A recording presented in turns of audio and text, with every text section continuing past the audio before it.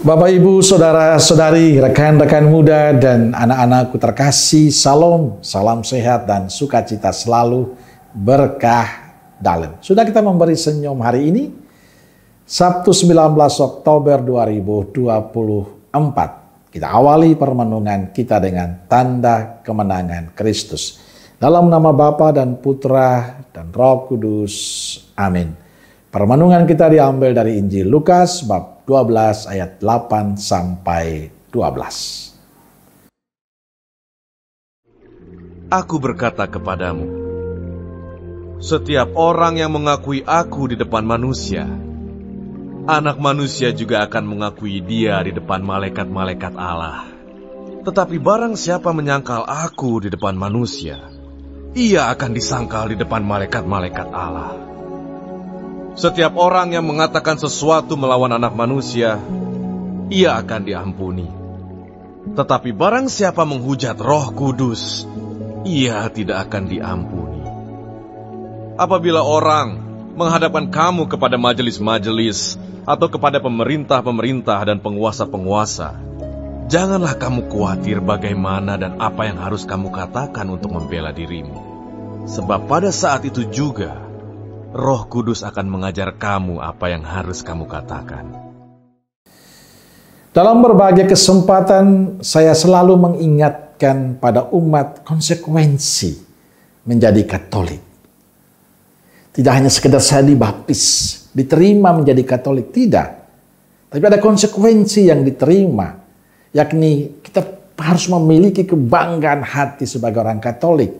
Tidak malu untuk mengaku diri sebagai orang Katolik. Berani membuat tanda salib dimanapun kita memulai aktivitas kita.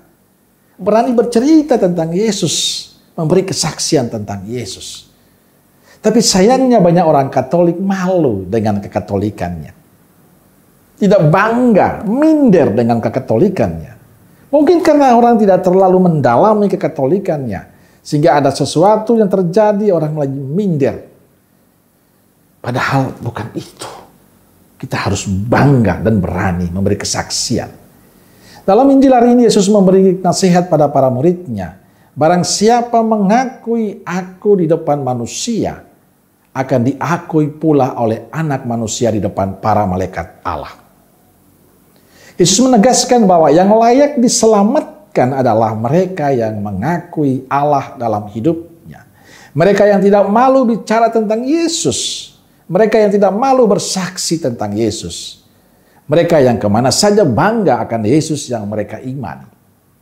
Memang tidak mudah. Ada tantangan, ada persoalan, ada banyak cobaan.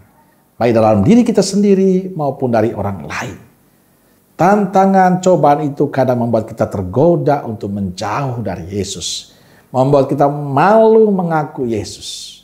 Kadang kita bertanya, apa kita mampu bertahan setia pada Kristus atau kita mengkhianati Dia?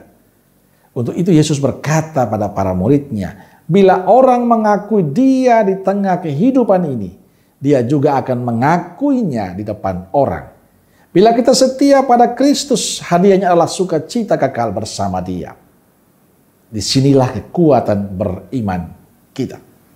Dikala kita semakin dihadapkan dengan berbagai macam tantangan, hendaknya kita tetap setia, tetap bangga sebagai murid Kristus, tetap terus berusaha untuk mendalami kekatolikan kita, tetap percaya pada Kristus, dan kita akan semakin dicintai Kristus. Tantangan beriman tidak pernah berhenti, selalu ada dan kita akan menghadapi dari waktu ke waktu. Hanya satu yang perlu kita perjuangkan terus, yakni tetap setia mencintai Kristus sampai akhir hidup. Hanya dengan cara itulah kita akan diakui oleh Bapa di surga. Maka saya ingin mengajak saudara-saudari, Bapak, Ibu, rekan-rekan muda, dan anak-anakku terkasih. Tekunlah sebagai orang Katolik. Teruslah belajar memahami, mengetahui kehidupan Yesus. Sehingga kita semakin bangga akan kemurahan kebaikan Tuhan. Salah satunya adalah tekun dalam mendengarkan sabda Tuhan. Karena di sanalah kita mengenal kepribadian Yesus secara utuh. Dan kalau kita mengenal Yesus lebih mendalam, Saya percaya ada sukacita, ada kebanggaan.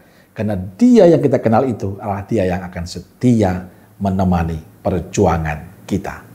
Amin. Semoga Allah yang Maha Kasih memberkati saudaraku sekalian, Bapa, Putra, dan Roh Kudus. Amin. Roh Kudus Nazaret, doakanlah kami. Amin. Berkah dalam.